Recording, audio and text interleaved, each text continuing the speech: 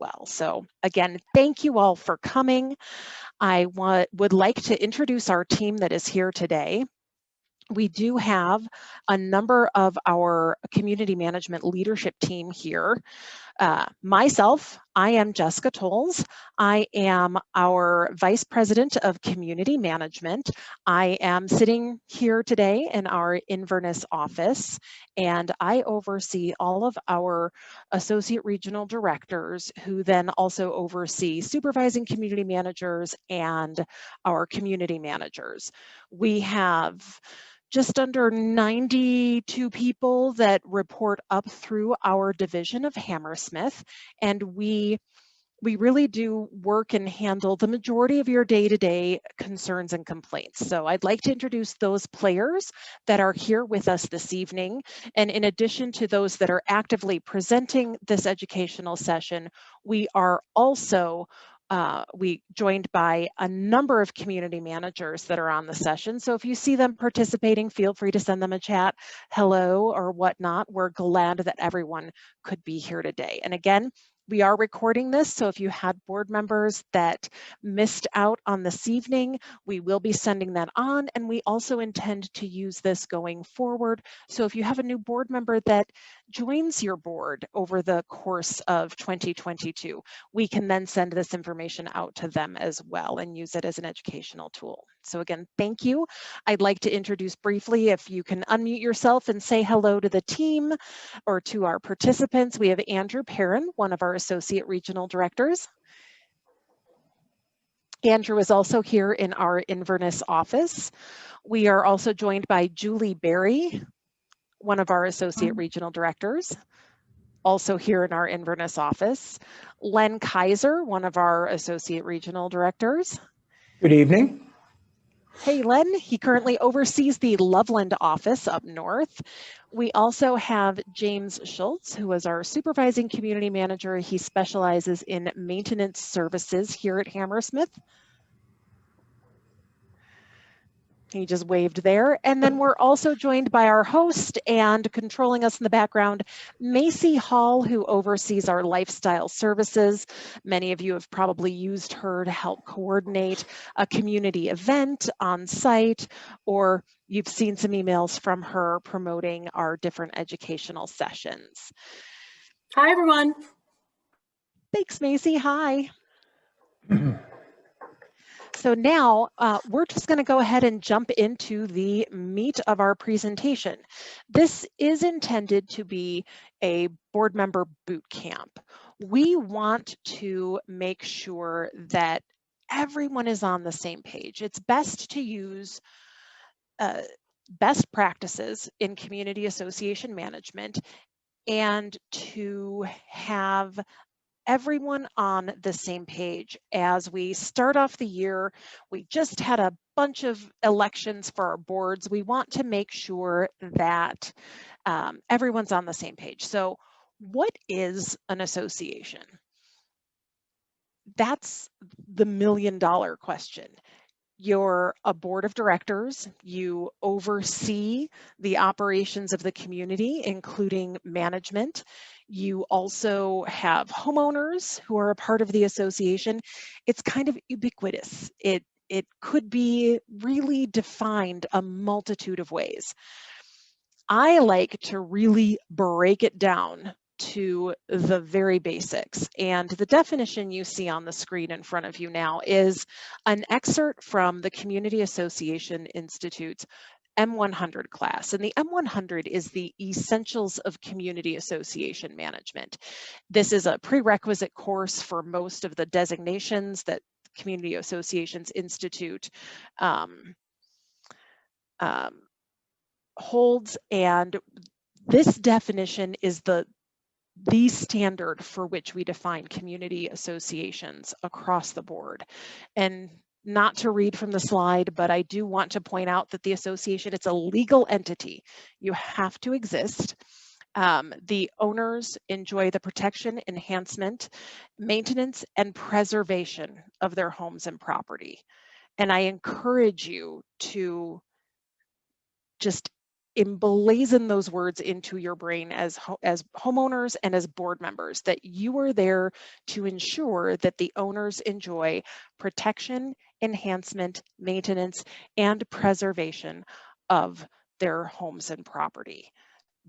That's your responsibility as board members, as the elected officials overseeing the community association. We do have a question in the chat window if this is going to be just the board boot camp or will other business be handled.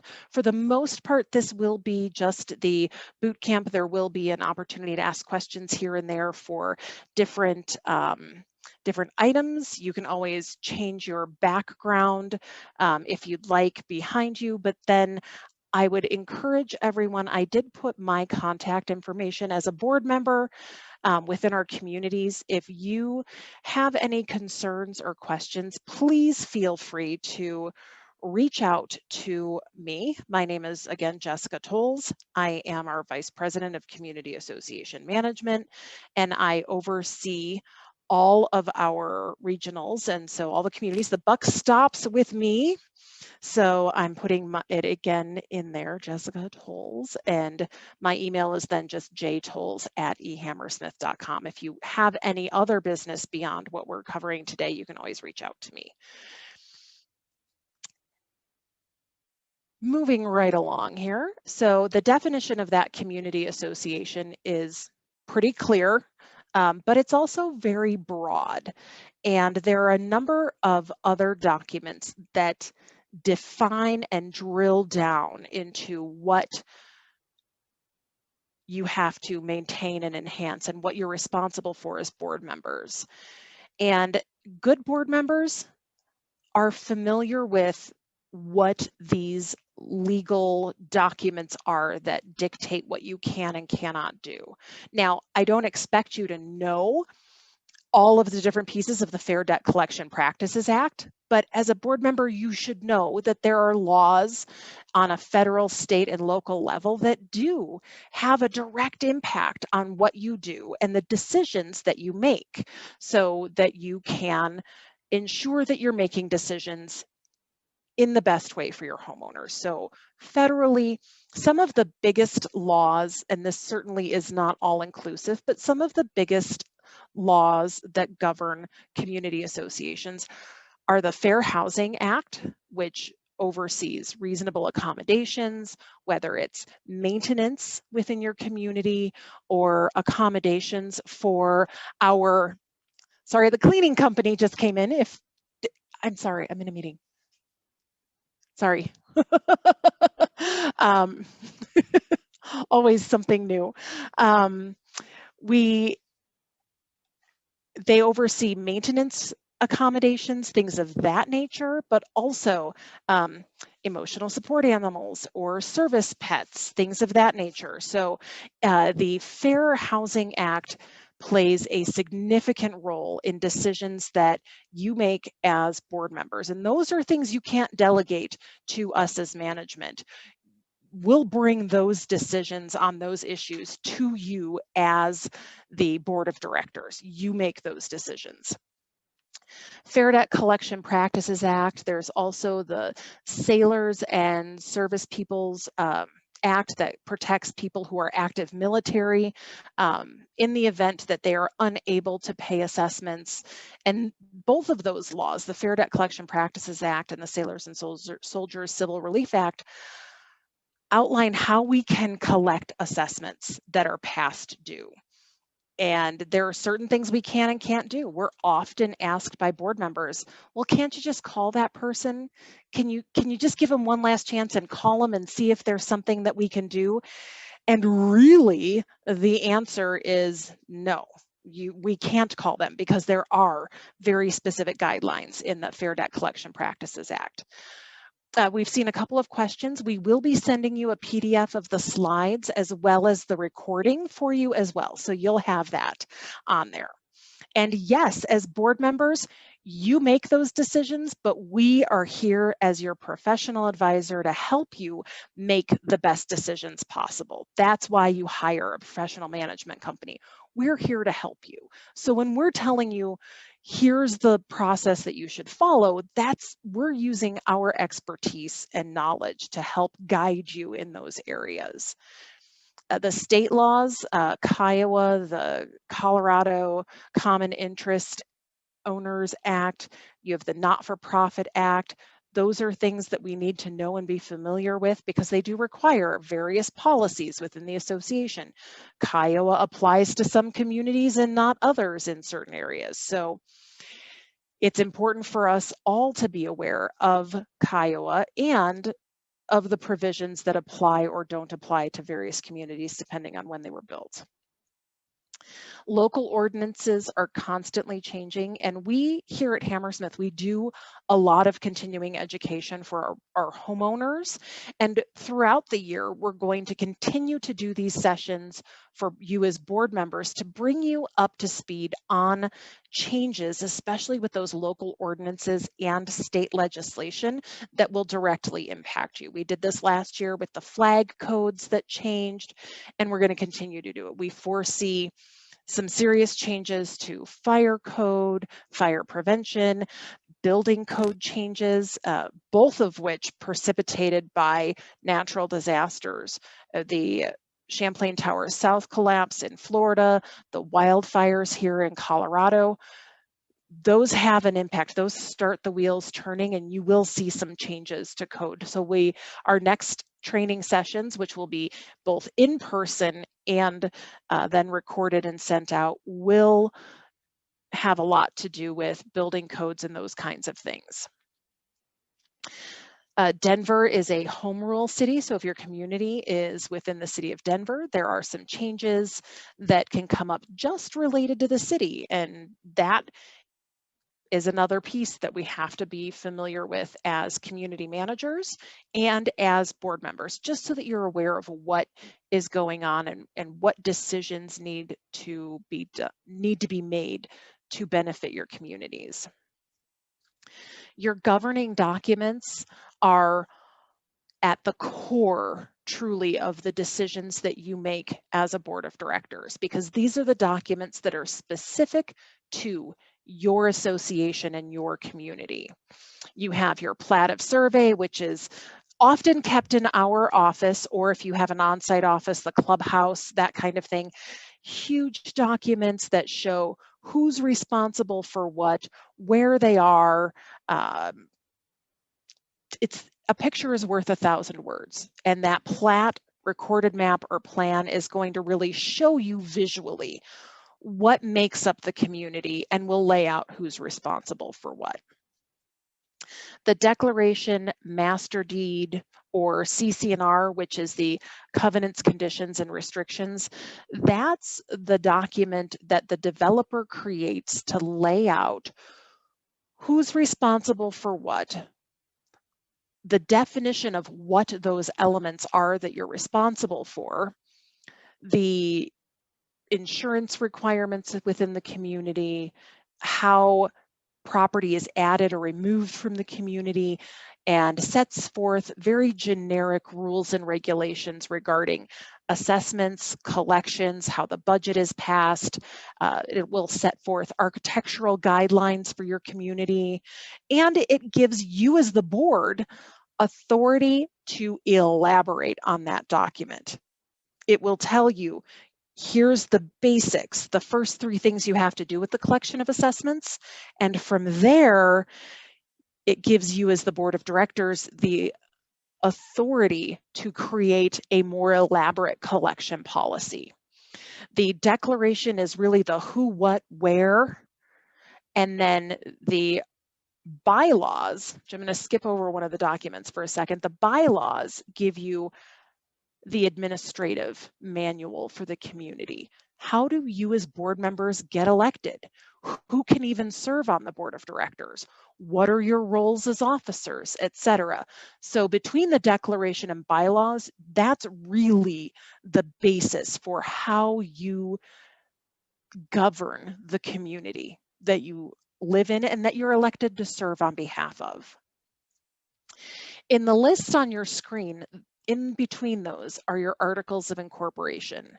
This is a document that sets forth the association as a corporation, and it gives you certain legal rights. Over the years, since community associations started back in the 40s, 50s, 60s, and have gained popularity, this document has become more and more important for your community because it does give you all of those rights of any other type of corporation. So it's required to give to the bank when we open up bank accounts and things like that. It says that you are, as a business entity, in good standing.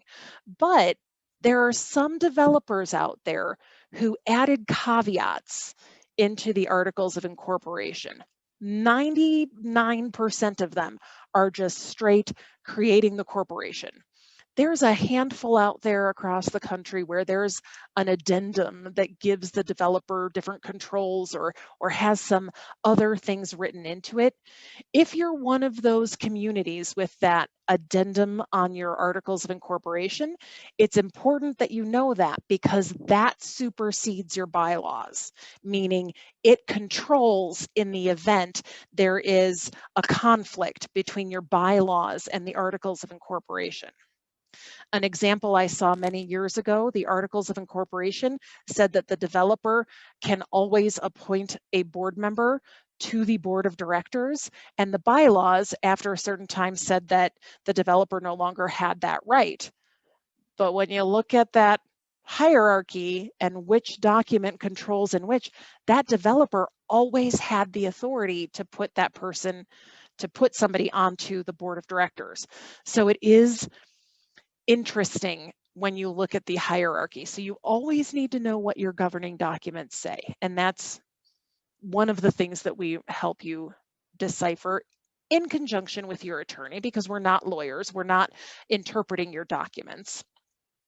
And then last on that list are your rules and regulations and resolutions. These are the different policies that you create that are required by Kiowa. They are your owner's manual or rules and regulations for your community, how you expect people to behave, and how they should treat one another.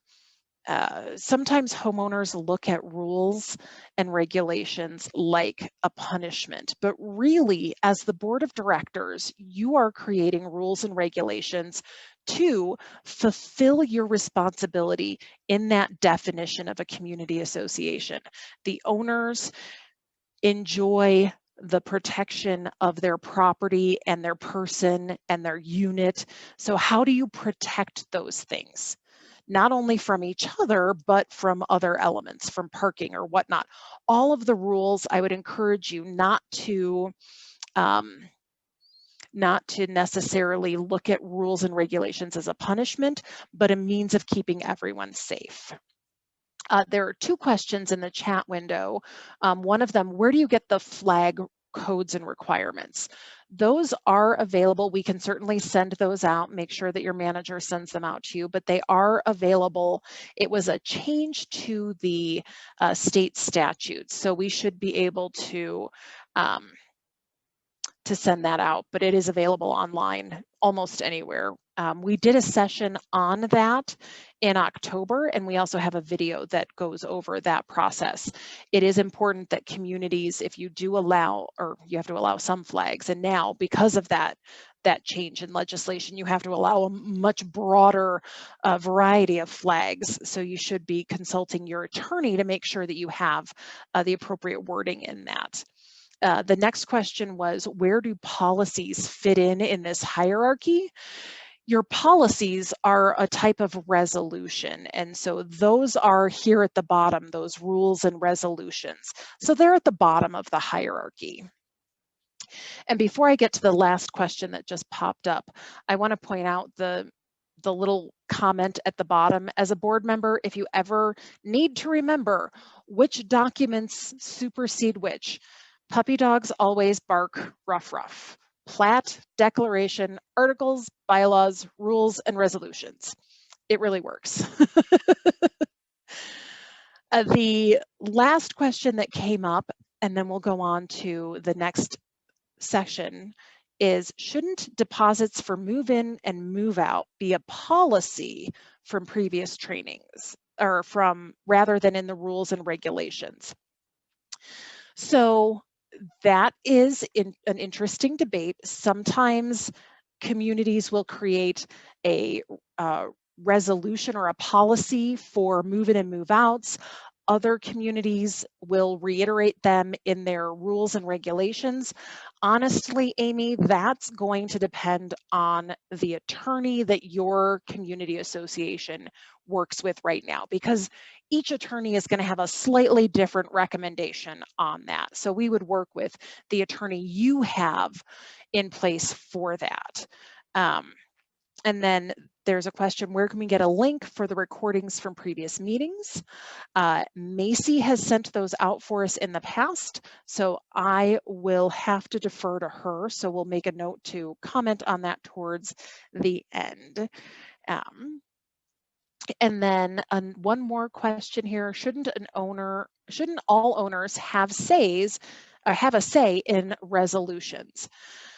Resolutions and rules typically do go to the homeowner audience for a comment period. The homeowners in the association, they have certain rights, but they have limited rights. But those rights give them an awful lot of power. Your homeowners have the power to elect you as board members. They have the power to remove you as board members if they call a special meeting.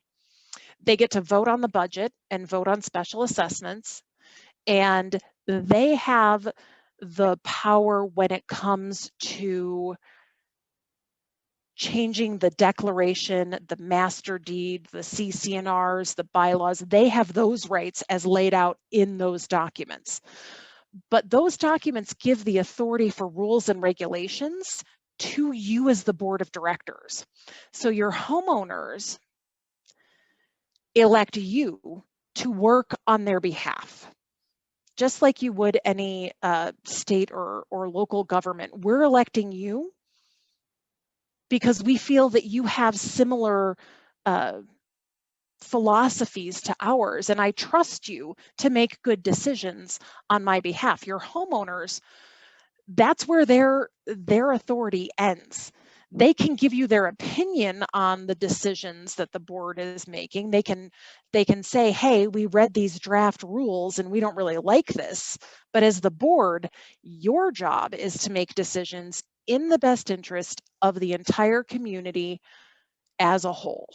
Not your own best interest, not your neighbor's best interest, not an individual homeowner's best interest, but everyone's interest as a whole.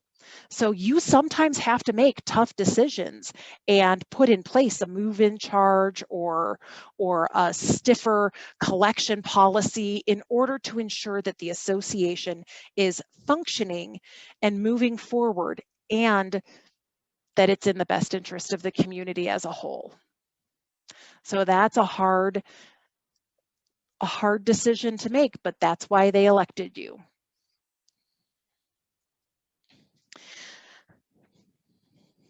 There is another question in the window that has an HOA successfully disbanded, and in 22 years of doing this, I have not seen an association that has disbanded a homeowners association. It's especially hard when, and that's even single family HOAs, it's particularly difficult if communities are touching one another. If you have shared space, you need something to govern all the space in between the units. So it is typically very difficult, and it's pretty unheard of to disband an HOA, with one exception to that, and that is a deconversion from condominium to an apartment or a hotel, which is popular in some other parts of the country, but it's not very popular here. So I'm going to move on now to the types of meeting. We do have several types of meetings that you as the board of director are involved in over the course of the year and the life of the association. You have board meetings, which are the meetings that you, the board, have to do business. Those are your meetings to be able to facilitate the day-to-day operations of the association. It's important that as a board of directors, you're aware of the things you can talk about in front of everyone and the things that you can go into a closed session to discuss. Kiowa is very specific. Your declaration and bylaws probably go into even more detail, but it's typically delinquencies, contracts, violations, lawsuits. Kiowa sets forth that if you're conferring with your attorney, you can do that in a closed session, but approvals of late fee waivers or architectural requests or just general day-to-day business, that should be done in an open session so that all of the members of the community can see what you're doing, or at least listen to what you're doing, because they are members of the association. They have elected you to serve on their behalf.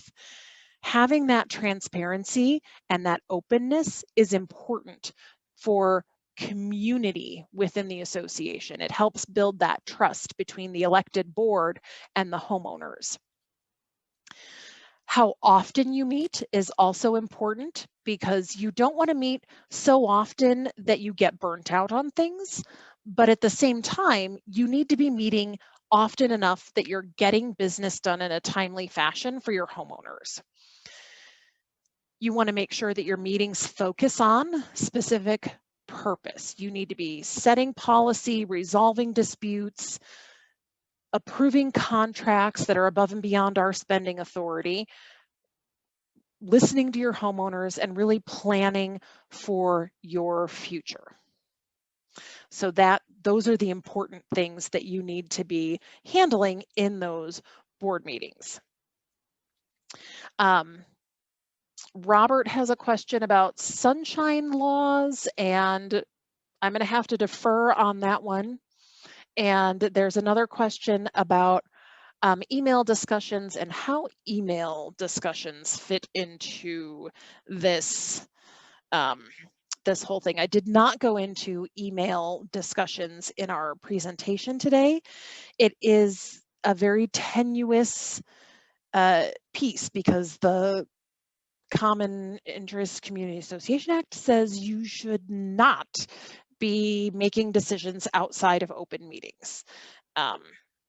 There are, again, a wide variety of opinions on what you can discuss outside of a meeting, what you can't discuss outside of a meeting, how you discuss those. So if you as a board of directors are having a lot of email discussions outside of meetings, and it's not in addressing a very specific emergency that needs to have a decision today, I would recommend that you talk to your attorney about what the best practice is for your association, because as your professional advisors, we're going to tell you that's really not a good form of business.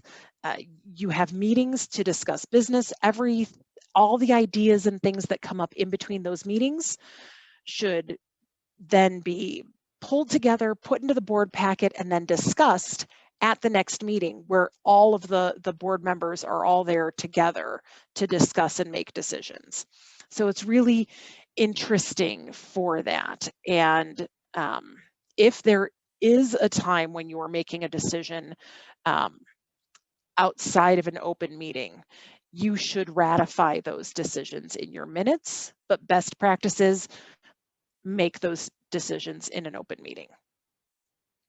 Outside of that board meeting piece, owner and membership meetings are the other type of meeting that we need to have as an association. Those are your annual election. That's how you all are elected to your positions. The budget adoption or ratification meeting If you are needing to pass a special assessment outside of your regular budget adoption, that would be another type of meeting where your homeowners are voting on things. Those are not meetings where the board is the only one making motions. These owner membership meetings, these are everyone in your community has the right to make a motion, second a motion, vote on a motion. These are their meetings, not your meetings. So oftentimes we'll have even more Hammersmith staff at these meetings to help guide them, get everybody signed in, make sure that they're running kosher in the way they should be. And often, if you're a board president and you're up for reelection, we're going to offer to run the meeting and go through the agenda. So you've got that third party who doesn't have a horse in the race kind of running it so that it is as clear as it doesn't look like there's any impropriety going on there.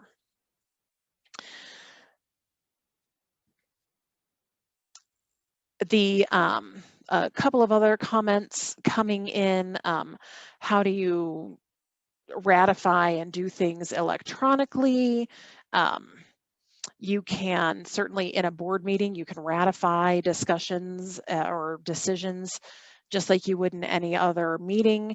And then the board of directors is supposed to run board meetings, and they would certainly provide the framework and run through the agenda in the ownership meeting. But there are times when it makes it sense to have a third party, whether it's your attorney, your auditor, or your manager, run those annual meetings, just because sometimes they can be a little contentious. Doesn't have to happen, but sometimes it is a good idea. I'm going to pass it along here in a moment. So I'm going to just briefly, your role as the board of directors and what are you supposed to do?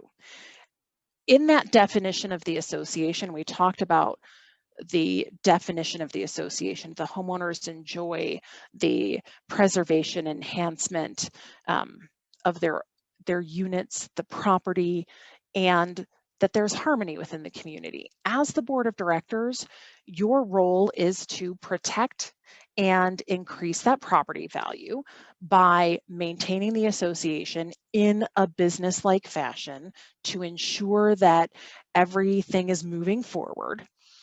You need to maintain the common property, make sure that you're taking care of life safety issues, insurance risks, and enforcing those governing documents. Those are very important for you to keep top of mind. In addition to protecting the community and the property and helping to increase and further those property values, you also need to represent the best interests of the community as a whole. I often liken the thankless job of being on the board of directors as being one of the 3 musketeers or the 5 musketeers. Pick a number depending on your board size. It is all for one and one for all, but it's not just amongst you as board members. It is all for one and one for all for your entire community. When you're making decisions as a board, you're making decisions on behalf of everyone within your community. You are representing your constituents, your neighbors. They put you in that role to make good decisions on their behalf. So it's important to keep that top of mind. You have to maintain the value of the community and ensure that the decisions you're making are in the best interest of everyone so that you can help preserve the current quality of life and help improve it and move it forward. The association has that business piece. You need to be doing business of the community. You also need to govern the community, but you also have to build community within the association. And we saw a lot of that at the beginning of COVID. People came together, they were buying each other groceries, people were coming together truly as a community, and then it kind of fell off a cliff. Hard, it dropped. We've seen homeowners become very contentious with one another as the pandemic has dragged on a bit, and it's important as the community members and as the leaders within your communities to continue to make sure that we're doing things to improve that community within our associations. You're all here because you're educating yourselves. I love that. An educated customer is my best advocate and client. It's important that you know the difference between what your role is and the manager's role. You set the framework, you give us the guidance, you tell us what to do, we go and do it, and we report back to you. That should be the best scenario there. Being reasonable, you will often hear me say fair, consistent, and reasonable. Those are the three things to take into consideration when you're making those decisions on behalf of your owners. Is the decision fair? Is it reasonable? And is it consistent with previous decisions we have made on this topic? Do that, and you will set yourself up for success. And the last piece I cannot emphasize enough. As it relates to community, your community is only as good as you are as board members and how you work together. Standing united is one of the hardest things that a board can do. You can have a discussion, you can be discussing a contract that is a little bit controversial within the community, and there can be dissenting opinions. Debate and discussion make for better end results and better decisions. Ask questions, talk about things. But once that decision is made by the board of directors, the decision is made and you own the decision as all of you. It's not the individual directors making the decision, it's the board of directors. You are a member of the board of directors. So standing united and supporting the decisions made by the majority, that is an important part of your role and responsibility as board members, is that you need to support the decisions made by the majority. You're going to win some debates, you're going to lose some debates. Overall, as long as each of you is making decisions in the best interest of the community as a whole, you're going to get to the best end result. And it will get better if you have some contention going on. That's really what you need to focus on in that regard. Now, I am going to pass it off. If we could make sure that Andrew is unmuted, Macy, if you're able to do that. I am going to pass it along now to Andrew Perrin, who is one of our associate regional directors here in Inverness. He is going to talk more about the individual roles that you have. Once you're on the board of directors and you're elected to that position, there are some additional roles that you can take on as well. Thank you, Jessica, and thank you everyone who has joined us this evening. Good evening. My name is Andrew Perrin, and as Jessica noted, I'm Associate Regional Director here in the Inverness office. One of the first actions that occurs after an annual meeting and an election is electing the officers within the board. And I'm going to go over what that means, what the roles are of each officer. Now, these are typical roles. Sometimes you'll even find in your bylaws that the roles of the particular officers are defined in your own documents. Sometimes not. You'll also see when we go through these that some of the duties of the roles are actually delegated to your manager, your management company, when you do work with a professional management company. So let's dive into the different roles. So the president, as the position lends itself, this is going to be the leader of the board. The type of candidate that is typically going to be considered for this role is somebody that's maybe been on the board for a while or lived in the community for a while and knows what's going on and is able to lead the board in managing the community. The first bullet point that you see on the slide there, ask questions, that gets into the communication piece. And this is very important. The president should be the primary point of contact between your management agent, your manager, and the board. We like to avoid having managers get mired in ongoing, never-ending discussions with the board. Often this occurs over email, and as Jessica alluded to in the earlier section, this is something you should avoid doing generally. Discussions and decisions should primarily be made in open meetings, but in this day and age, of course, it's impossible to completely avoid electronic correspondence. But things work most smoothly when there's a single point of contact. When a board comes to a consensus on giving direction to your management company, that comes from a single point of contact, and that contact speaks with the voice of the whole board, not unilaterally giving out direction. And generally that's going to fall on the president. Another role that the president generally undertakes is leading the meetings. If the board is leading the meetings and you're not delegating that to your community manager, generally the board or the president will chair the meetings. Working with other volunteers and professionals. Oftentimes, if there's a need for boots on the ground at a particular association to meet with contractors, that's often going to also fall on the role of the president. Protecting the community and its members, that's really a function of the entire board. But again, the president as the leader of that board is going to be a figurehead in that regard.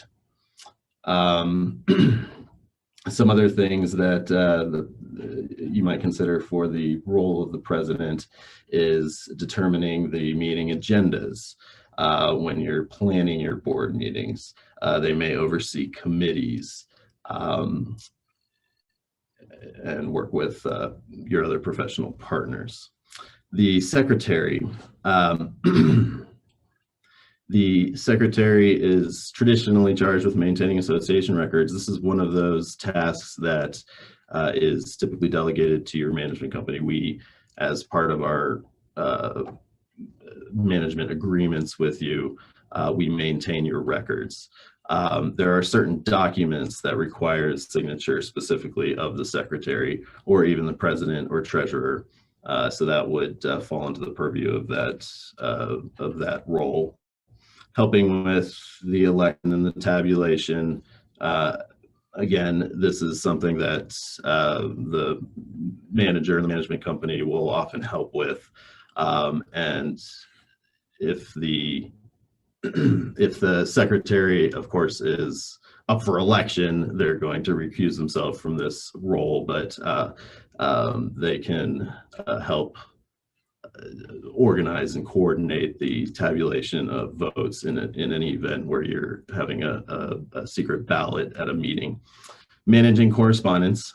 Again, this is something that frequently the manager or the management company will do. In our case, we will send out email blasts through Vantica, but the secretary might take the lead in drafting communication that they want to provide to the manager to send out in an e-blast or a newsletter or something of that nature. Okay, next slide. So the treasurer should be somebody that is comfortable and familiar with understanding financial statements. Of course, as your management company, we prepare your financial statements each month, but the treasurer should be somebody who is able to review and understand those, come back to the manager with questions for the accountants to make adjustments or answer. Just be familiar with what's going on financially with your community, where your reserve funds are at, what your reserve spending plan is for the year.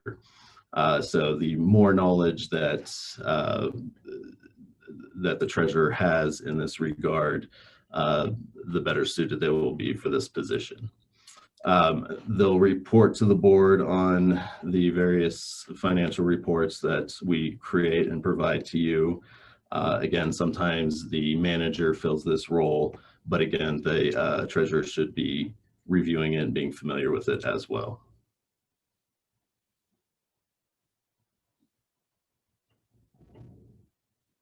Next slide.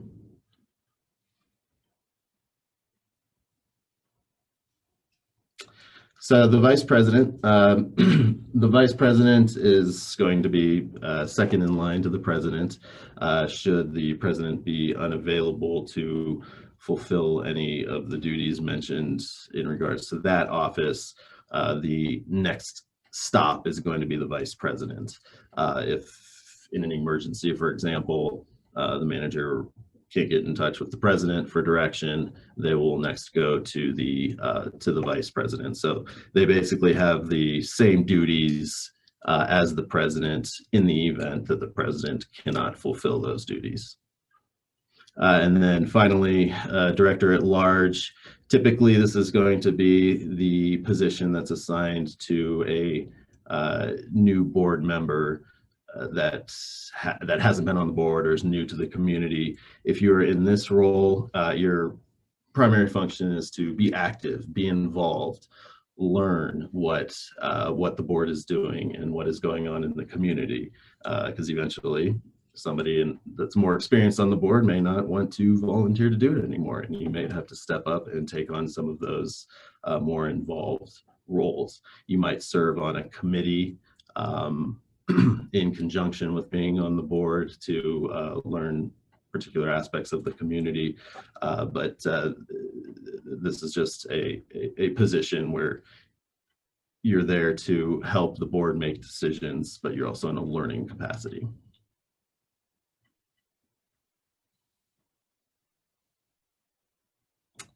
All right, next slide.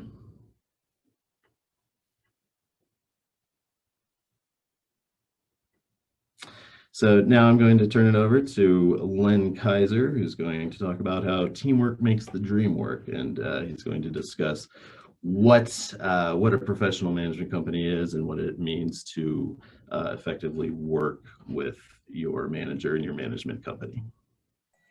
Len? Great, thank you, Andrew. My name is Len Kaiser. I am the Associate Regional Director for Loveland. I sure appreciate you all taking time this evening and learning a little bit about your role as a board member. Thank you. My discussion starts with what is professional management.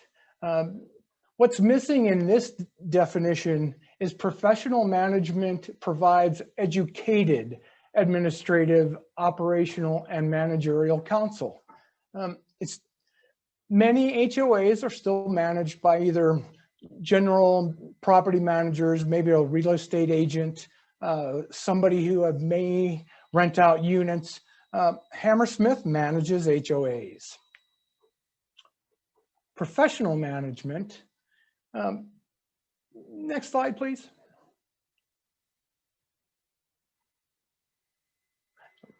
Why professional management? Professional management helps the board with their main function, which is maintaining property values. This is accomplished through guiding boards in matters of preserving their assets, providing assistance with operational and financial matters. With Hammersmith, this means a company of over 40 years and a staff which has many years of experience guiding boards of directors. There is over 100 years experience just in this training this evening. How do we do it? Education for the CAM starts with M100 classes Jessica talked about earlier, which is the essentials of community management. The next step is CMCA. This takes the knowledge from the basics and tests the CAM's ability to put that knowledge into practice. CMCA is the only international accredited designation. The basics of HOAs are the same here in Denver as they are in Dubai. The next step is AMS. This includes 2 years in the industry and advanced coursework. This is accomplished by education requirements and a board member to a test of the CAM's ability. The culmination of all the education, though it doesn't stop, is PCAM. CAMs must have 5 years community management and over 100 hours of coursework. To obtain the PCAM designation, there is a complete study, a thesis, if you will, of an HOA, including financial, facilities, and the community. There are continuing education and service requirements for a PCAM. All HMI community managers are required to obtain their CMCA within 18 months of employment. This shows the commitment each of your managers have in managing your community. Regional directors are also required to obtain their PCAM designations. Hammersmith continues to be the leaders in community management as we keep educating our HOAs, our boards, and our CAMs. Now I'd like to talk a little bit about Hammersmith's core values. Especially there, there we go. I think we moved a little quick. There we are, core values, thank you. Some companies have core values. At Hammersmith, we live by them. It's what keeps us grounded in what we do every day. Excellence, we strive to do the best we can every day for our clients. Again, using education as that vehicle. Integrity, we at Hammersmith know everything cannot go perfectly. I believe Murphy started with HOAs, right? What can go wrong will go wrong. But that doesn't mean that we cannot fix what goes on. It is what happens after Murphy that counts. Professionalism, this is important as we know we are conduits of information. Having a great partner which works well with boards, our homeowners, the city, your vendors is a large step to a well-run HOA and a well-run company. Partnership, as we know, I'm sorry, where did I go? Professionalism. We all deal with different types of people in many different situations. Our professionalism allows us to work in any type of situation with any person at any time. Life balance is very important. As board members, you know what the CAM does for you on a regular basis.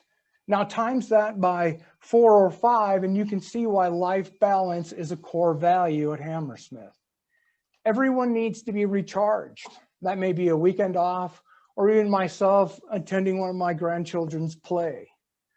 Boards need this also. They need to step away once in a while and let the manager handle it.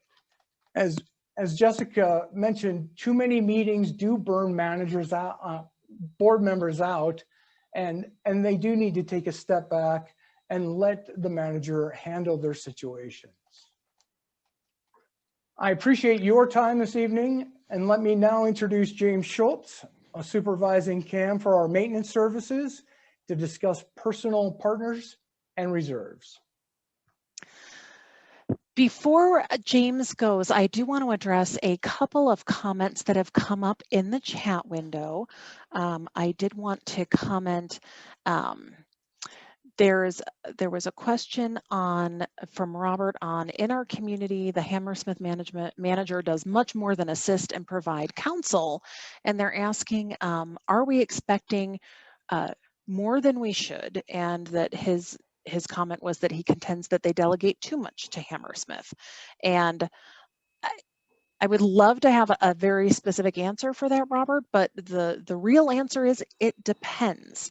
We have some of our community managers that are dedicated to one community, and in that case, they're going to do quite a bit more than a manager who is contracted with your association on what we call a portfolio basis, where they're handling your account and several others at the same time.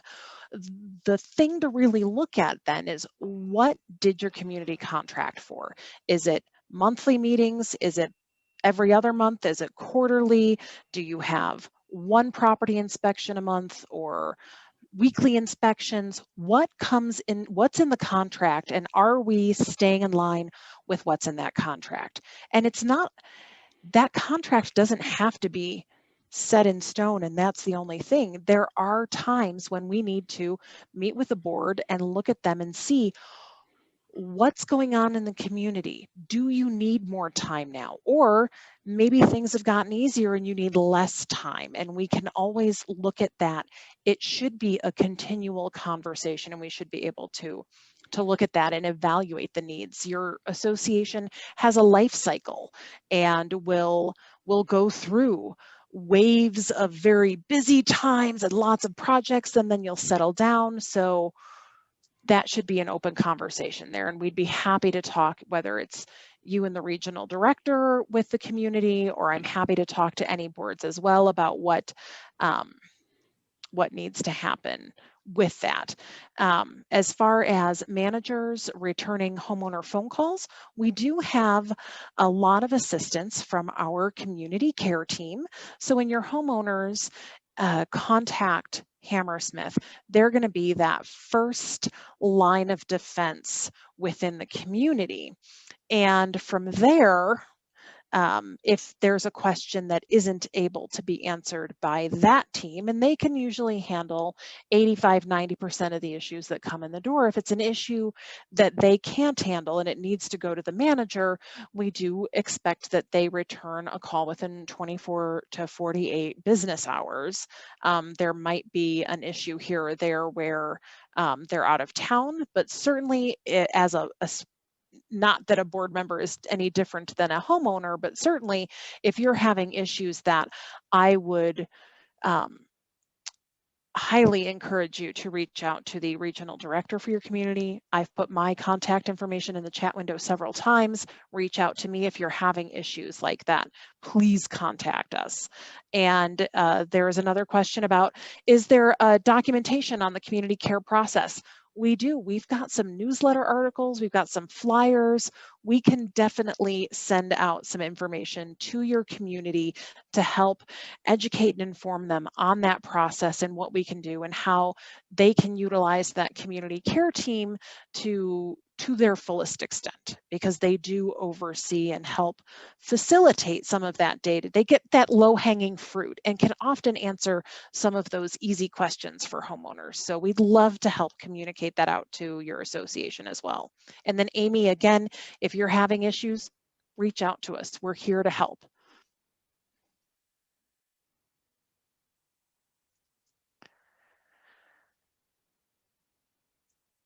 Now, James, if you'd like to go into how working with additional professional partners. Well, good evening. My name is James Schultz. Work here at the office in Inverness, and I have the pleasure of speaking with you tonight about professional partners. If you haven't already developed a theme tonight, that is best practices of community management, maintaining your and protecting your community, your property values, and getting good direction and helping make us, Hammersmith, your managers, your CAMs, and providing you best direction in those areas. Along with that, it is best practices to engage with having an attorney that could be kept on a small retainer for your association, particularly if you're looking at changing documentations, reviewing documents, getting legal opinions concerning it, and also making sure that the attorney that you engage with has expertise in community association law, because it is changing. It changes with the state legislature each year. The attorneys stay on top of that. They provide that information to us, and we then extend that to you. They educate. They can come to your annual meetings and give the educational portions of your meetings, which is required by Kiowa to have an educational portion of your annual meeting. They can also help with collecting debt assessments, delinquent assessments, and enforcing covenants and violations. And last but least, the God forbid litigation. We don't want to go there. It's at the bottom of the list. There's lots of other things to to engage with prior to that, but it's good to have an attorney on your side that represents your community. The other personal partner is the certified accountant. We really do encourage all communities to have an annual audit of their finances. We work and we create we create finances for you month to month through our accounting department, and those are unaudited, but we would recommend that you get those audited by a third party each year, as well as preparing your taxes. The certified accountant can consult and advise you as a board and keep you working towards the best practices in community management. There are certified accountants that specialize, again, in community management. And so those are the people that we try to align with and direct you in those directions of those individuals. Before we go on to the other partners, there is a question in the chat window about does the attorney file charges for service through Hammersmith Management or directly to the homeowner, typically speaking? And Mr. Miller, I don't know if your question is specifically regarding a collection effort or a legal opinion for the association. Typically, if the board of directors needs an opinion or clarification on something, they're billing the association directly for that service. If there are additional charges for collections or something that is specific to a unit, the association would receive an invoice from the attorney, and then we would be charging those invoices back to the homeowner to reimburse the association for those expenses that are specifically related to that unit. Thank you very much. Next slide, please. Mm-hmm.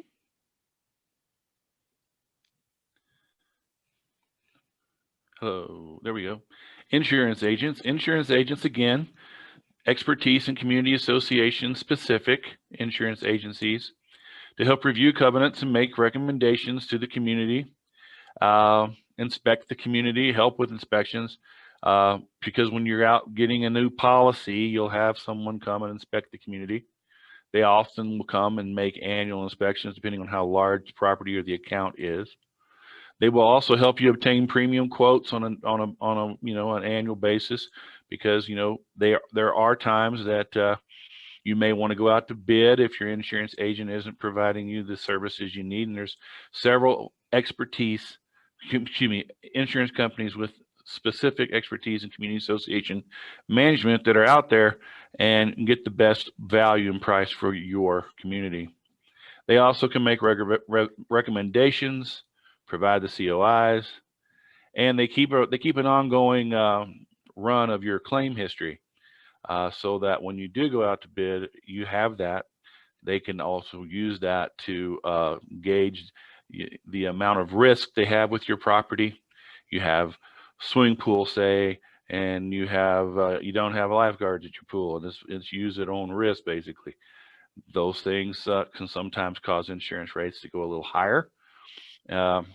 But they will give you the advice how to protect that, create a better scenario for your community. And then again, down at the bottom, you have the reserve specialist or the engineers that overlook your property, and they provide a written document to you, a report. It's a tool to help protect the physical aspects of your community, because once again, we're working to protect the assets. You as a board member are to help oversee that, and you will move to interview, if you would like, several different reserve specialists, and or look at some different some products that they have produced, because not all are alike. Some are more detailed, some are very specific. They drill down. Typically, the more they drill down, the more expensive they are, but the more valuable they are to your community as far as protection in the future. And one of the things they'll do is they'll inventory all the items that one would consider putting in a reserve. Those are the working components: boilers, air conditioning, cooling towers.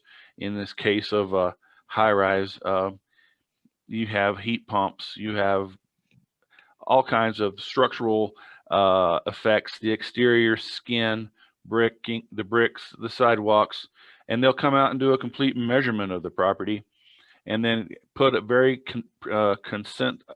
what's the word I'm looking for? A very comprehensive.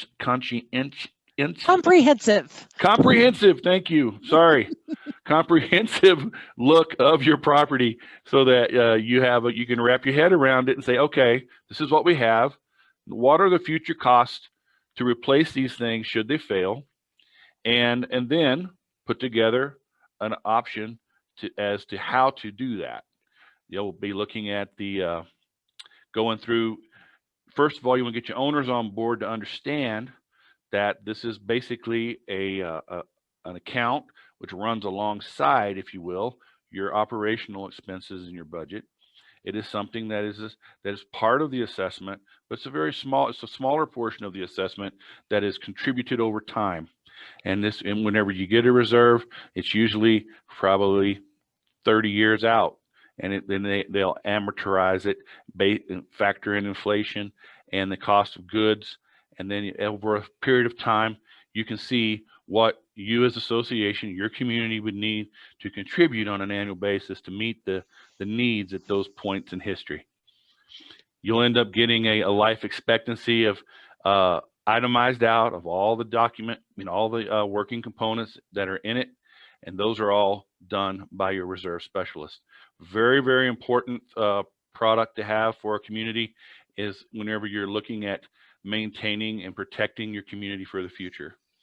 And in light of the recent events of South Florida, where the building fell, there were many, many missteps in that community in regards to reserves, in regards to decisions made around the contributions to those, and dealing with things that when they came to pass. And there's a lot of legislation that we expect to get in the near future that will dictate to communities, state by state, as to what those requirements will be when it comes to reserving for communities in the future. Next slide, please. Now, I may have touched on many of this in the reserve study. Reserve study is a budgetary planning tool. It's good to think of it as a tool with which the association expects to offset ongoing deterioration and prepare for inevitable future expenses. Next slide. Yes, this will fill your fiduciary duty as a board. It will meet the state requirements, and like I stated, those state requirements are soon to maybe be tightened a little bit. And it reduces the liability, it saves planning time, it's an effective communication tool whenever you're communicating to your community. Because anytime you want to go to your community and you want to ask for more money, you want to ask for to fund an increase in a budget, it's really good to have some supporting documentation to state these are the reasons why. If you can communicate and communicate often to your community about the needs that the reserves indicate and why, you'll have a much more receptive audience, and probably you'd be surprised as to how often, once they're communicated to fairly and often, that they can sign on board and go along with the needs of that reserve. And answer this question for us here, James. How often should a community have the reserve study done? Well, in the past, it's been 3 to 5 years, but here as of late, with the increase of supplies and the supply chains and things, we're recommending every 3 years. And once you have a full reserve, an updated reserve isn't nearly as costly as the one you originally acquired. And if it's been 4 or 5 years, maybe 6 since you've had one for your community, I would recommend a very detailed one. Go ahead and pay the extra money, get the measurements, have another set of eyes on it. Don't necessarily go back to the same reserve specialist that you utilized last time. And because you're going to probably have a different response based on a different opinion, if you will. And I think it would behoove a community to do that on a 3-year basis.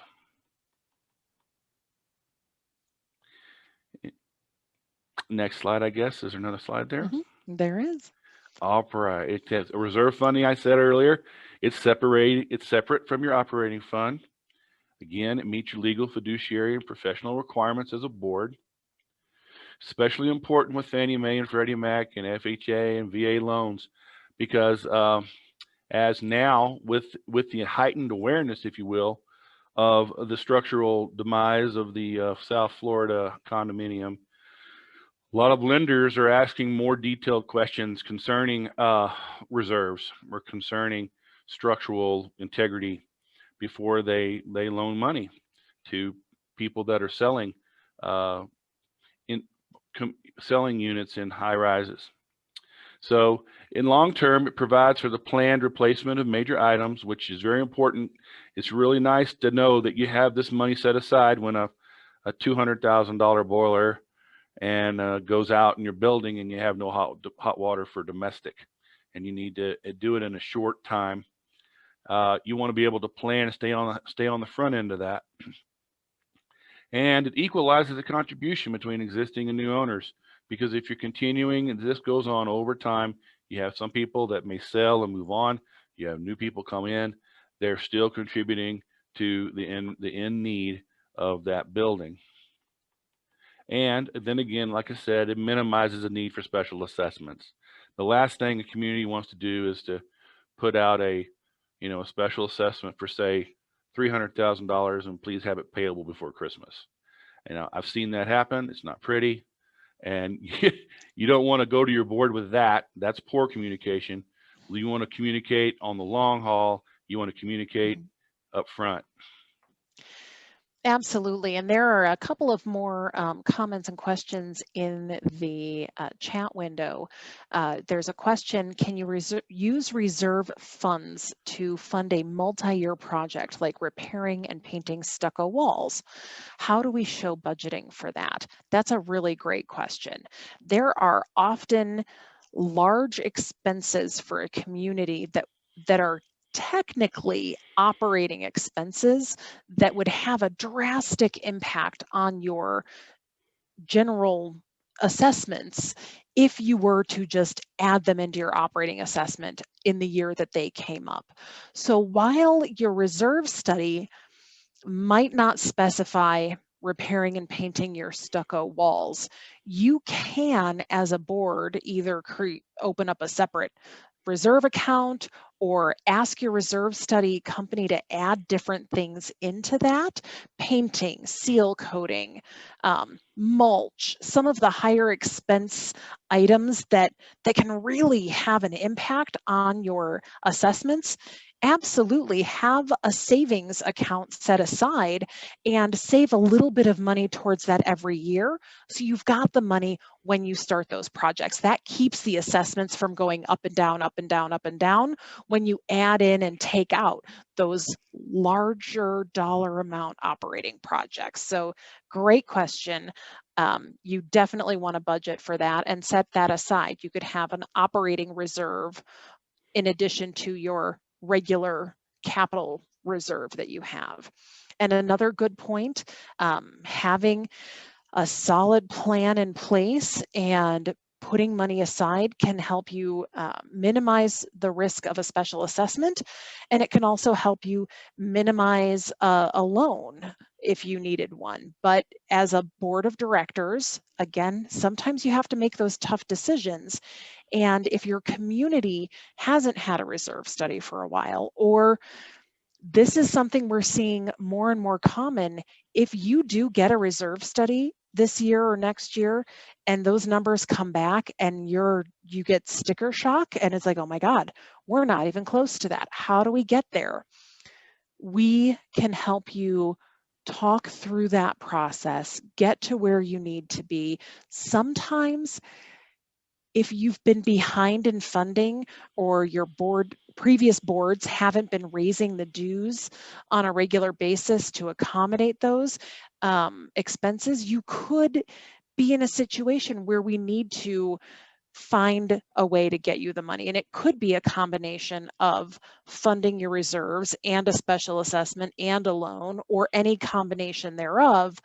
But don't stick your head in the sand if you get bad news in that reserve study, because we're here to help you navigate that. We'll communicate it out and get there. The last question that popped up here, and then we'll go on to the next section, is what qualifies as a reserve expense versus operating? And legally, if you go to the IRS and you follow the codes that they have, if you are taking something away and putting something back, that is a replacement reserve item, and you can use your reserve funds for that. Now, there are auditors and attorneys across the US, not just here in Colorado, but everywhere, that debate that on a regular basis. Because technically, paint, you just put paint on. You scrape loose paint off, but really you're applying new paint to the building. Seal coating, you're just sealing the asphalt. You're not replacing asphalt.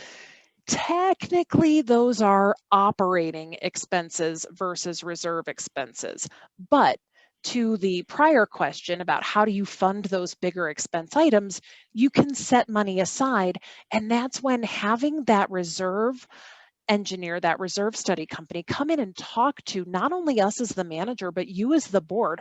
What are your goals? What are your expectations? Do you want to see those things put into that plan so you're saving money and you're able to communicate to your homeowners, hey, here's what we're doing. Here's why we're putting $5,000 more a month away into our reserves. It's because we added these other things into that. Use that as a communication tool and have that communication piece. The other thing that is usually written into your reserve study, it will go through an explanation on each component. And typically your engineer will come back to you and say, everything over $10,000 is in this reserve study, but if there are day-to-day maintenance items for these physical components, those should be addressed in your operating account. It's important that both management and the board read that reserve study so you know what those thresholds are that they've put into that reserve study. Because if they've said everything over $10,000 is in here and everything under $10,000 you need to address in your operating, then you need to be budgeting for that in your operating account. So reading that document, knowing those thresholds, talking to your reserve study company, maybe that's too high of a threshold. But to use concrete as an example, if you have a square or two of sidewalk that have cracked or heaved and need to be repaired, that's typically an operating expense. If you're doing wholesale across the board, you're coming through and doing phases and replacing lots of concrete sidewalks and curbs, and you're doing this part this year and this part next year and this part the year after that, that's typically a reserve replacement item because you're doing a lot of work at one time, taking something away and putting something back. So that's typically, if it's small, one-off little repairs, typically an operating expense.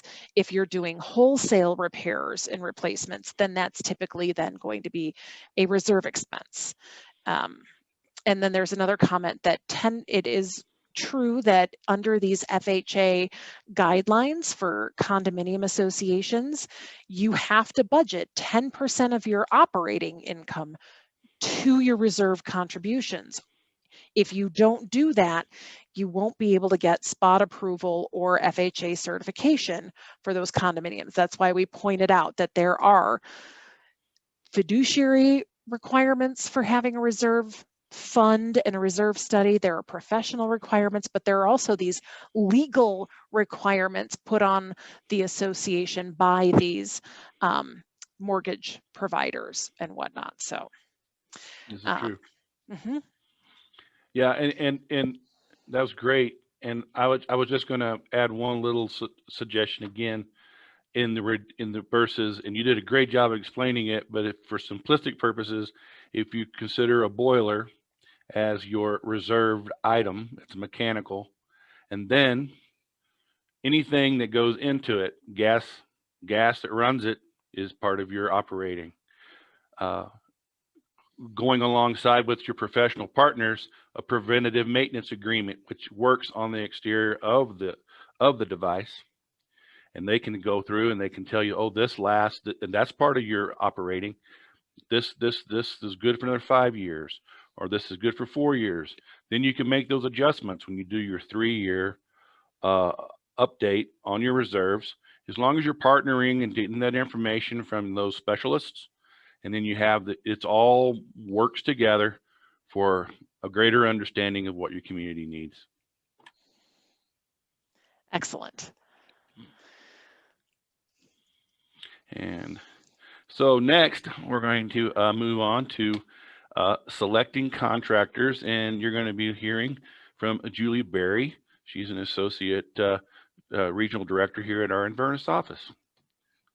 Thank you, James. Hi, everyone. Thank you so much for joining us tonight. As you know, selecting contractors is a huge part of your role as a board director, and we're always happy to help in that process. Whether you are picking a new contractor for your landscaping services or pest control, a new roofing company, you're going to be seeking out those experts to help you out and carry out that work for you. So 2 things that are important to keep in mind are, do any of the board members have any conflict of interest? For instance, there can be a board member who manages a landscaping company and the board is seeking out landscaping bids. So in that case, that board member can still participate in the bidding process, but he has to recuse himself or herself from voting, and the conflict of interest has to be disclosed to the membership. And then moving on, it's important to be specific in your bids specifications. Sometimes you will need the help of a professional to come up with the specs for a specific job. We can help you find qualified contractors. Those, you can get information from suppliers. The local CAI chapter also has a list of vetted contractors that you can use. It's also a good idea to check references and sometimes talk to other board presidents from other communities that are similar to yours and find out what projects they've done, if they've been successful in finding good contractors that they work with. So using your network, using your management company, of course, many times we hear from managers that ask other managers for feedback when looking for a contractor. So those are all resources to keep in mind. When it comes to selecting qualified contractors, it's a good practice to have your everything in writing, what you're looking for, what type of service, what length of time you're looking at for the completion of the work. And the more specific that you can be, the more they can sometimes help you even by telling you straight up front, like, no, this is not work that we do. So it's a good idea to, and good practice to have a form where you specify, again, what kind of, like, if it's a larger scale project, the time frame for completion, are they gonna require any licenses? So we can help you write the specifications, or you can also work with engineers, or depending on the type of project that there is, with an expert that can help you. Again, you might want to check references and see if those contractors have performed that kind of work in a similar scale project, if they have the proper insurance. We actually have a department within Hammersmith that helps us keep our contractors in line when it comes to checking their insurance requirements and making sure that you're going to be protected, that your assets are going to be protected in the event that something does happen. So please work with us on that, and we have those resources available on our website. They'll list all of the requirements for contractors to be part of our team. The other thing to keep in mind is the contract fair and reasonable. So you might want to, talk to your manager, talk to other communities, find out pricing. It's always a good idea to have your attorney review contracts before being signed. And again, compare prices. Next slide. Okay. And the more specific your bid is, the more it will help you too when signing those contracts. So the more information you include, the faster you can actually put the contract together. And then another part of what we do here at Hammersmith is help the board members communicate effectively with the residents. As you know, a lot of our communication that comes out in writing are unfortunately either delinquency letters or violations, but we're here to talk about more fun type of engage in your community. And some ideas that we have.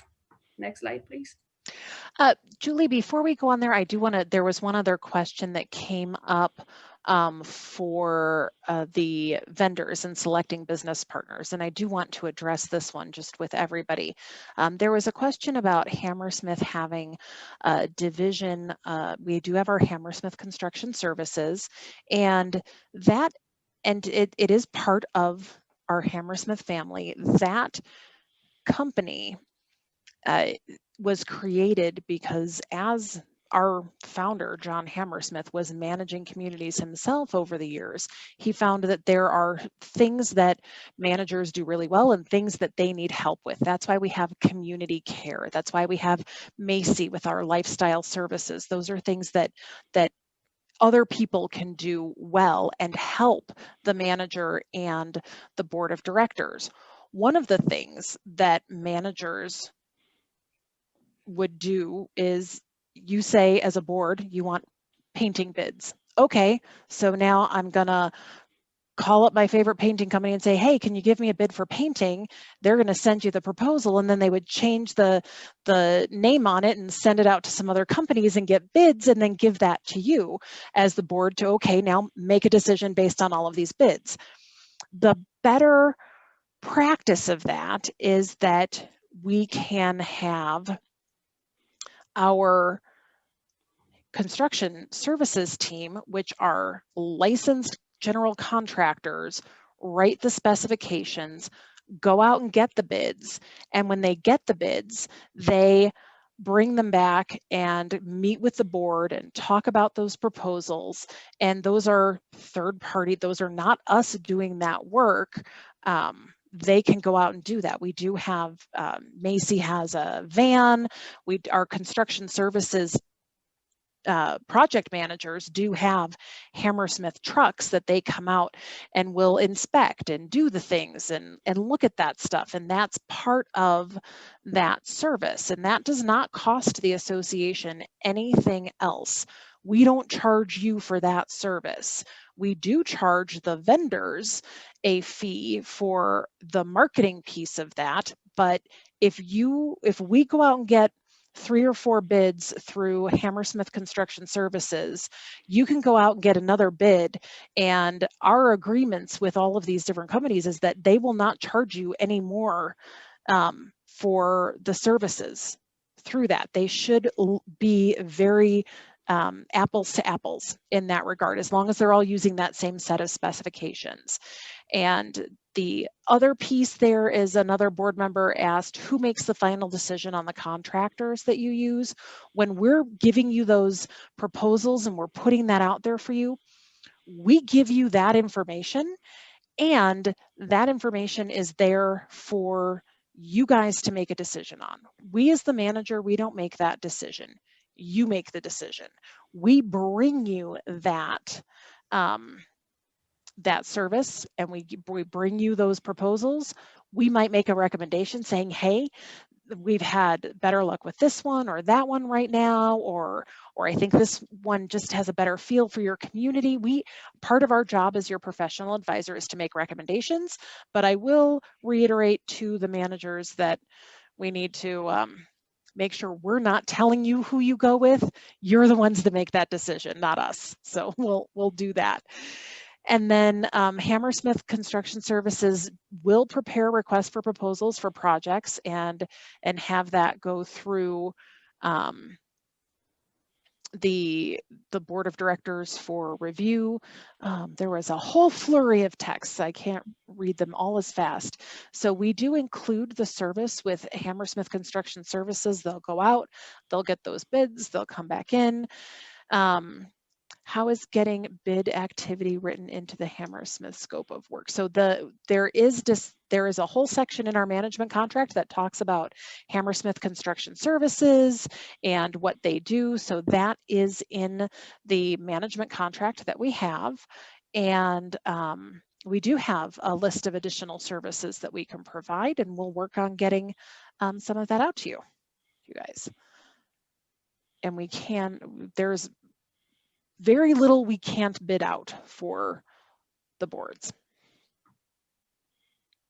Thank you, Jessica. Mhm. Okay, well, thank you so much. That was very helpful. Going back to communicating with residents, again, like, you know, sometimes our main way of communicating is through letters, and those can be about covenant violations or delinquency letters, but there's a much more fun way to engage the community, as that's also part of your role. And those can be through more fun ideas like newsletters, e-blasts. So one of the roles of the board members is to keep the communication channels open with the residents. So we want to make sure that communication is effective. The goal would be to be positive, open, and direct. Like Jessica said, it's important that people feel heard. So it's a good idea to listen and to be inclusive and understand what type of communication works best for your community. And sometimes it takes 3 or 4 times to reiterate a message before the majority of the people can read it, or you have to send it through several channels to get to different audiences. So additional consideration should be given to what's the goal of the communications, or what is the board looking to accomplish? Are you gonna let residents know about an upcoming project that will require they park elsewhere? Are you gonna talk about upcoming community events? So what is the board trying to accomplish? What is the appropriate tone to accomplish that goal?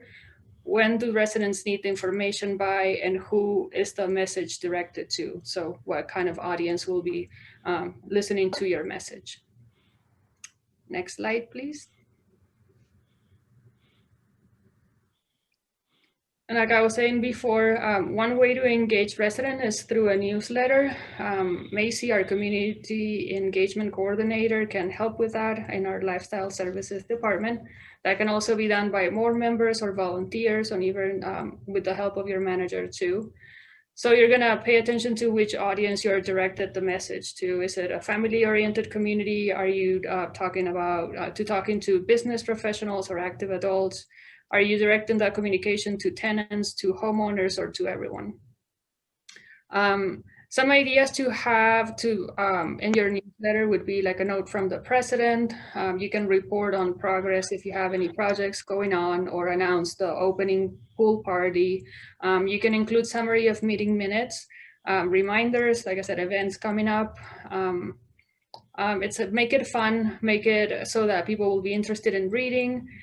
Put the main information in the first page, have it well written and easy to read, and something that will catch everyone's eyes and that will make people want to read it and be engaged with your community. You can also recruit volunteers. So there's a whole list of things you can accomplish with a newsletter. And that will also depend the preference of your community, whether you want to send those in writing or e-blast an electronic version. Next slide, please. Another way to communicate is through websites. We do have our portal, which is a great platform for us to keep your community up to speed with the new budget that just passed. They can access the governing documents. You can access previous meeting minutes. Also committee reports, the newsletters that go out get saved there. You can have access to announcement. There's a community calendar if you have any fun events that you can publish on your community calendar aside from your board meetings or annual meetings. It's another way to keep homeowners updated with audits and annual reports. And then the next way to communicate is through emails. We can also e-blast and send it directed to homeowners only, or directed to tenants only, or directed to the entire community. So emails is a good way to push information in the form of announcement, newsletters, or general reminders, or also to let homeowners know if anything came up, like if you need to shut off the water because of an emergency. So it's another good way to keep the communication channels open. And of course, it's important that homeowners update their contact information to make sure that we have a way to contact them if needed.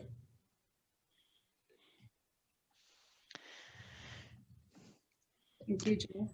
There is another comment in the chat window asking about lifestyle services and the manager's help with communication and newsletters. I'm going to start with the communication and newsletters piece. Certainly email blasts, sending out communication to your homeowners. We're going to do that and work with you. That's part of the partnership that we have and the work that we need to do. We do have an additional service with laying out newsletters and doing that whole format, something custom designed by our marketing team for your community. If you wanted to brand a newsletter for your community specifically and do that, that is at an additional cost for your community. The other piece then, the lifestyle services, Macy is on the call. I don't want to call her out if she wasn't prepared to talk, but we do have, one of the things that we found, because we do manage a number of large scale communities, high rises that have someone dedicated on staff to run parties and run events and do things for those larger communities.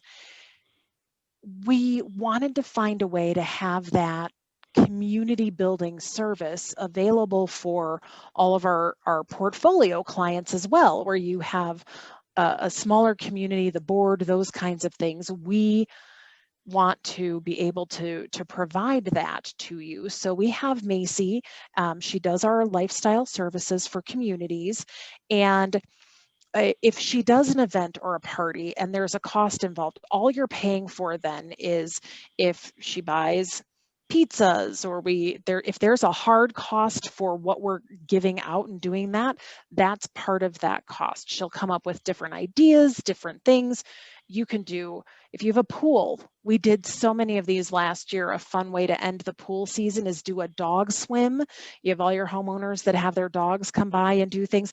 Lots of fun little things that you can do as a community just to help build some just camaraderie and getting people to know one another and helping bring people together in your association.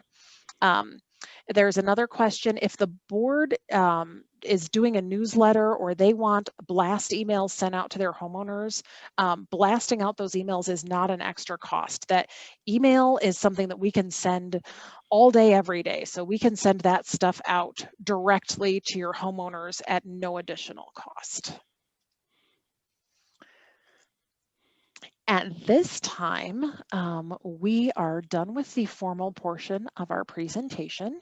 And if there are, I know we've taken some questions throughout the session, but if there are any additional questions that we can answer for you, we would be happy to do that at this time.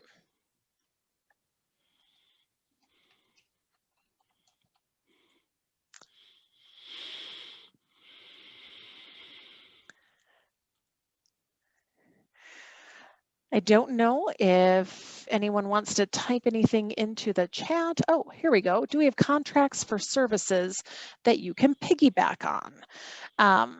That is a question that we get a lot, and it is a difficult question or a difficult process to combine those types of things. Having contracts with an individual association for services and then trying to get other communities in there. It's really hard to bring in multiple associations under one contract. So what we do, and part of what we've done, is with the number of communities we have, we'll negotiate through HCS or other contractors deals or prices for our communities. We have a program. We've partnered with a trash company called Veritas. They're actually a consultant, and they work with the companies that haul recycling and waste. They can come in and negotiate with the waste haulers to bring those contracts down. But unfortunately for that question, there is not an easy way to get all of the communities into a contract for something like insurance or painting or things like that. And that's something I've been asked for 20 years, and it's just not something that we've been able come up with a solution on. Turnaround time for email blasts, that can vary depending on the manager's workload at a particular time. If they're in an emergency situation or something, typically during the day, if it's an emergency and you communicate with your manager that it's an emergency, we can usually get those out same day. If it's over the weekend, that's a bit more of a challenge because we do work, the managers are typically Monday through Friday, and they have board meetings in the evenings. So it will depend on the day, the time, what the situation is, how we can get those email blasts out in a fashion that works well for your board of directors. There's a question about communicating with tenants or renters within a community versus owners, and that is true. Legally, you need to communicate all of these things to your membership, the people who are vested interest in your association. However, when we talk about business, governance, and community, the people who reside in your association are part of the community fabric within the association.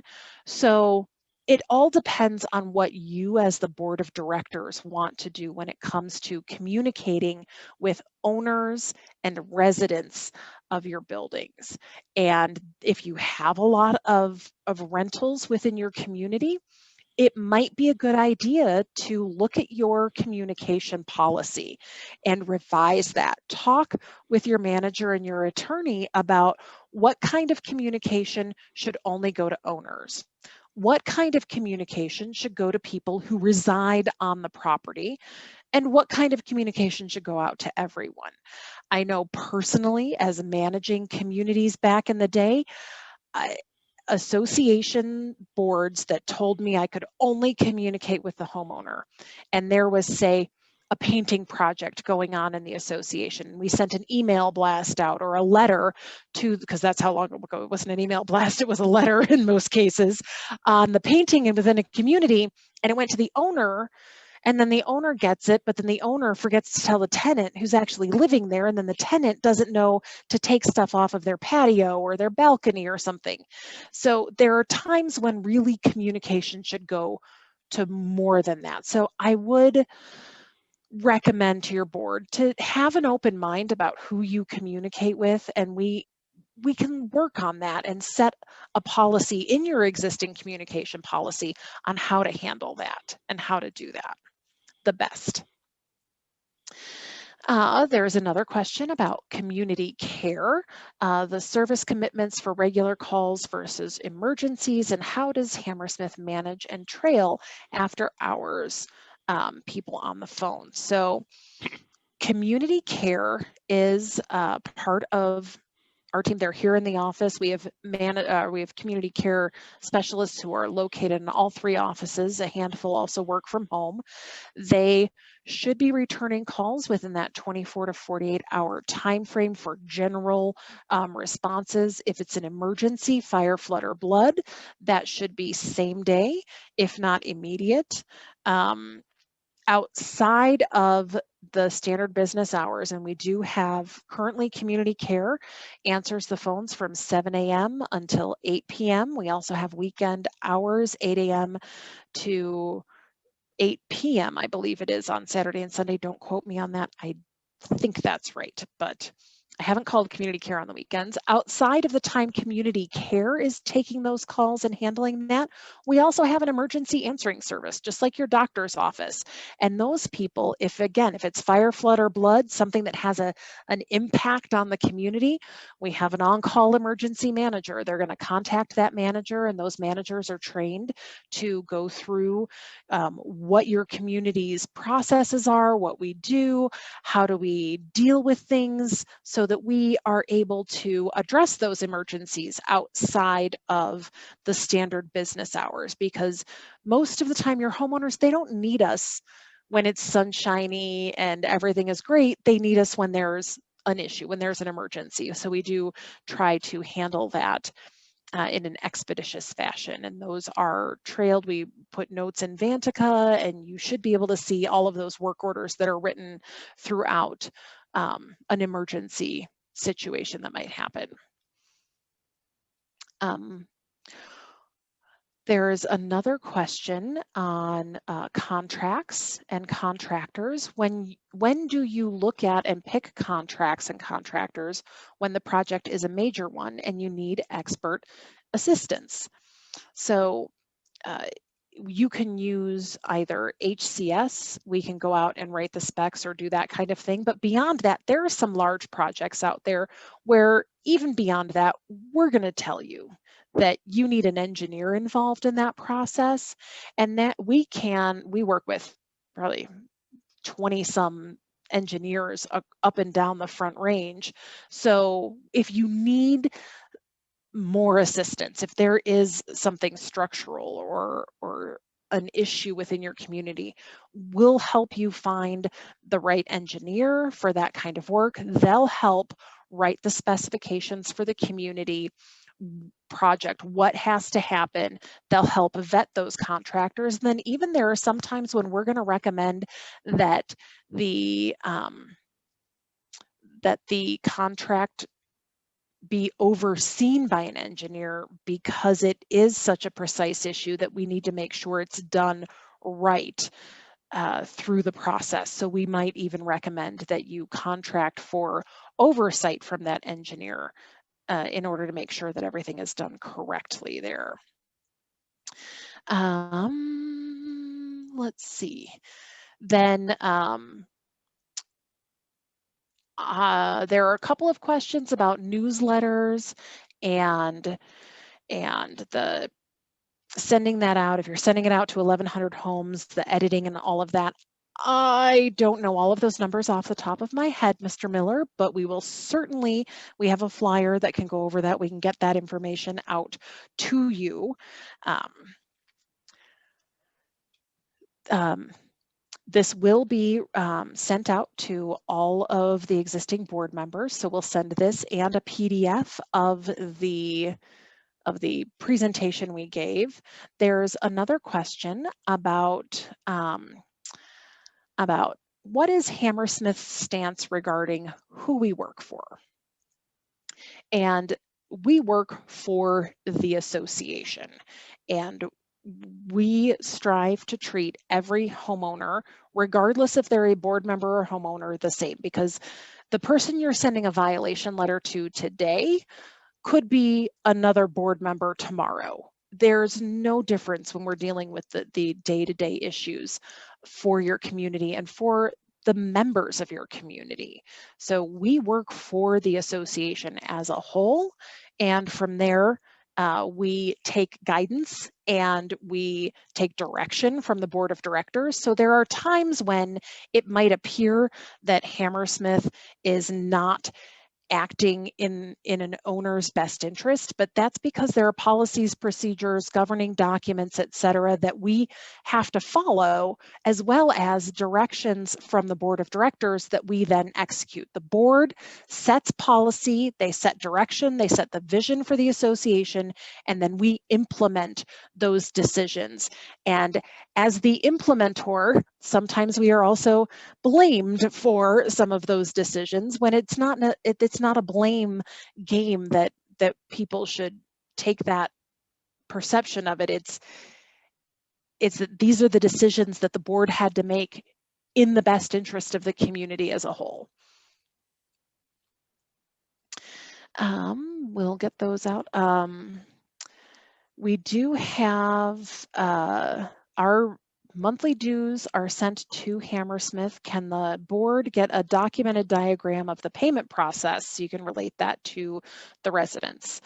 We certainly, I don't believe we have a specific diagram on that payment process, but we certainly can work on that. I will copy and paste that. Another question on, do we keep a listing of which units are rented and which ones are not? We try to the best of our ability. When we get mail returned because it's not somebody's not living at that unit anymore, we'll use that to flag in the unit, but it's really hard if a homeowner doesn't tell us that they're renting their unit. So we do make every effort to document as many rentals as we can and to get that information from the homeowners. But part of that is also going to be, what kind of rules and regulations does the association have in place so that they can, we can require certain information from the homeowners or from their tenants, or what is the homeowner required to provide and in what time frame if they are renting their unit out. So some of that will be dependent on what your governing documents and your rules and regulations state. And I think that was the last of the questions. There is one other comment, which is very true. Renter information is imperative if you have a condominium association that wants FHA approval.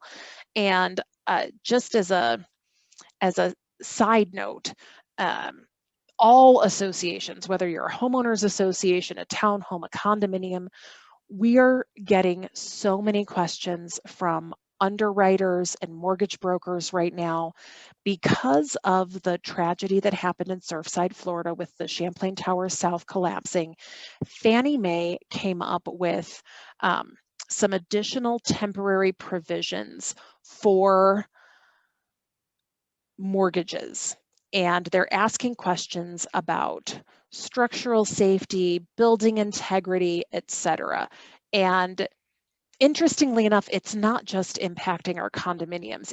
I'm getting calls from mortgage companies for every type of association that we manage. And I just want to give you a heads up, since you're on the call today, and it is an issue we're seeing more and more of, is that they're asking that you as the board attest that you are not aware of any structural issues that could be happening. And that can create some liability for the association. So we have some very generic wording that we're putting out into those documents and directing based on Fannie Mae's recommendations to us.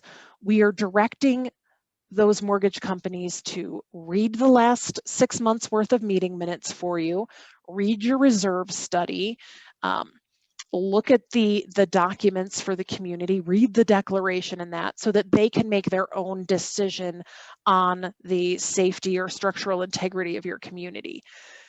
That is coming up more and more often, and it's important that we're hearing from some of these mortgage companies that, oh, well, this reserve study is 7 years old, so we can't make a reasonable decision based on that. We might have to start asking boards to look at those documents more often, or make sure that we're putting together the right information for these as Fannie and Freddie work through how they're going to make adjustments to this, because it is creating an issue right now. And we're all spending a lot more time on the phone with mortgage companies than we ever have in the past, because we have to answer all of these questions. And it's great that you've got good minutes as boards, because they do ask, why did they defer this project in this month? And I've had to email a manager and say, hey, why did your board do this? Why did they make that decision? So thank you for answering those questions quickly, those of you who have gotten those from us already. And it's always interesting. I don't see any other questions. I was kind of talking there to see if anything else came up. I don't see any other questions coming on. I appreciate all of you hanging around with us for 2 hours on a Wednesday night. There wasn't any football to watch, so what other way would you spend a Wednesday evening than with your favorite management team? But we really do appreciate all of your time and the volunteer work that you put in as board members. The work you do is imperative to the life of your communities, and we couldn't do our job without you doing yours, and we really appreciate all of the hard work and effort that you put into that.